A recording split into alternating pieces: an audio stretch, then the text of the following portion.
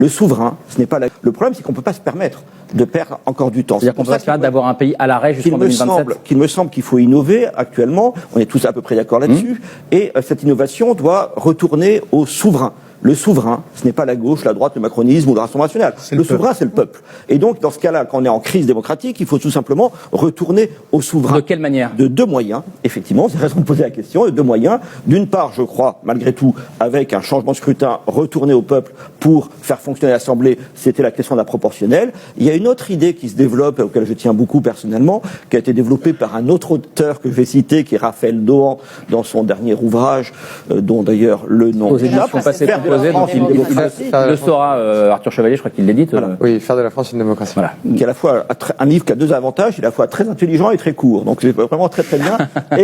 Et donc,